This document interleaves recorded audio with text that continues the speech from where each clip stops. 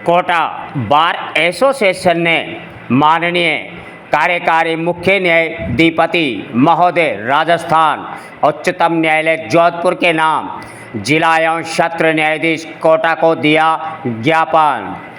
राजस्थान में लागू एलएडीसी legal aid defence council scheme के अंतर्गत अनुबंधित अधिवक्ताओं के अनुबंध का भविष्य में नवीनीकरण रिन्यूअल नहीं किए जाने या योजना की पुनः समीक्षा किए जाने बाबत बार एसोसिएशन ने किया निवेदन। बताया कि हम अभिभाषक परिषद कोटा के अधिवक्तागण आपके समक्ष एलएडीसी legal and defence council scheme से उत्पन्न गंभीर व्यवहारिक विधिक या संस्थागत चिंताओं को प्रस्तुत करना चाहते हैं।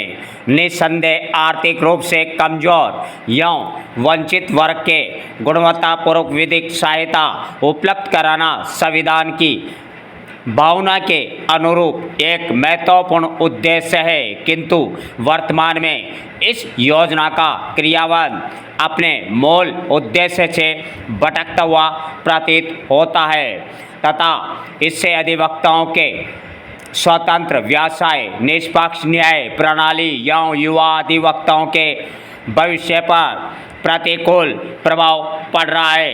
अभिभाषक परिषद की इस स्कीम पर प्रमुख आपत्तियां निम्नलिखित है। स्वतंत्र अधिवक्ताओं के अवसरों में कमी, एलएडीसी अधिवक्ताओं को सीधे कारागृह जाकर बंदियों से मिलने, विधिक सहायता प्रदान करने तथा वहीं से प्रकरण अपने हाथ में लेने की व्यवस्था होने के कारण स्वतंत्र रूप से प्रैक्टिस करने वाले विशेषकर युवा या प्रथम पीढ़ी के अधिवक्ताओं के लिए कार्य प्राप्त करने के अवसर लगातार सीमित होते जा रहे हैं। युवा अधिवक्ताओं के भविष्य पर प्रतिकूल प्रभाव, यदि बड़ी संख्या में आपराधिक प्रकरण सरकारी पैनल के माध्यम से संचालित होंगे तो स्वतंत्र अधिवक्ताओं के समक्ष अपनी प्रैक्टिस स्थापित करना अत्यंत कठिन हो जाएगा, जिससे वकालत के पेशे में असमान प्रतिस्पर्धा उत्पन्न होगी। अनियमितताओं की शिकायतें, विभिन्न स्थानों से ऐसी शिकायतें सामने आई है कि कुछ मामलों में विधिक सहायता के नाम पर मुश्किलों से अनुचित धनराशि मांगे जाने अथवा लिए जाने के आरोप लगे हैं। यदि ऐसे आरोप सत्य पाए जाते हैं तो ये योजना के विश्वसनीयता या उद्देश्य दोनों पर गंभीर प्रश्न चिन्ह लगाते हैं। निष्पक्ष बचाव या न्यायिक स्वतंत्रता का प्रश्न, जब बचाव पक्ष का अधिवक्ता भी सरकार द्वारा अनुबंधित व्यवस्थाओं के अंतर्गत कार्य करता है, तब अभियुक्त के स्वतंत्र या निर्भीक बचाव अधिवक्ता की पेशेगत स्वतंत्रता तथा निष्पक्ष न्याय के संवैधानिक सिद्धांतों के संबंध में स्वामित्व शंकाएं उत्पन्न होती है। संवैधानिक या वैधानिक आपत्तियां, ये नीति वकालत के पेशे को नियंत्रित करने वाले संवैधानिक या वैधानिक ढांचे की भावना के प्रतिकूल अल्ट्रा वायर्स प्रतीत होती है तथा अधिवक्ता को स्वतंत्र भूमिका को प्रमाणित करते हैं। व्यावसायिक नैतिकता पर प्रतिकूल प्रभाव, यह व्यवस्था अधिवक्ता की स्वतंत्रता, गरिमा या पेशे की नैतिकता के अनुरूप नहीं मानी जा सकती, क्योंकि अधिवक्ता का दायित्व सदैव स्वतंत्र या निर्भीक होकर अपने मुवक्किल का प्रतिनिधित्व करना होता है। जनहित या न्यायिक व्यवस्था पर प्रभाव, स्वतंत्र अधिवक्ताओं की भूमिका को सीमित करने से नागरिकों के स्वतंत्र विधिक प्रतिनिधित्व का अधिकार प्रभावित हो सकता है तथा दीर्घकाल में न्याय व्यवस्था की गुणवत्ता एवं निष्पक्षता पर भी प्रतिकूल प्रभाव पड़ने की संभावना है। स्वतंत्र वकालत के अस्तित्व पर शंका। स्वतंत्र निजी वकालत भारतीय न्याय प्रणाली की आधारशिला रही है।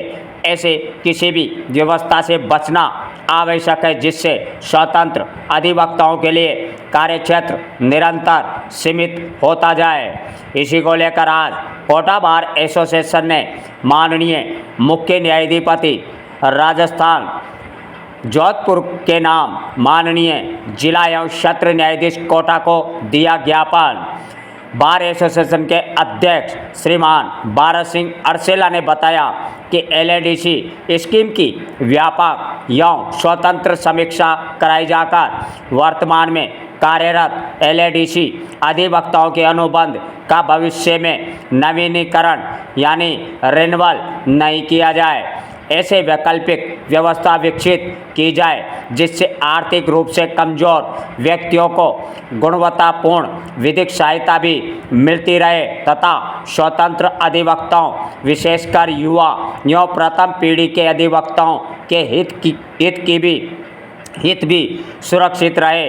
इस विषय में राजस्थान राज्य विधिक सेवा प्राधिकरण, बार काउंसिल ऑफ राजस्थान एवं राज्य की समस्त बार एसोसिएशनों से व्यापक विचार विमर्श कर न्यायोचित नीति बनाई जाए। हमें पूर्ण विश्वास है कि माननीय न्यायालय अधिवक्ताओं की स्वतंत्रता, निष्पक्ष न्याय व्यवस्था तथा संविधान की मूल भावना को ध्यान में रखते हुए इस विषय पर आवश्यक एवं न्याय संगत निर्णय लेने की कृपा करेगा।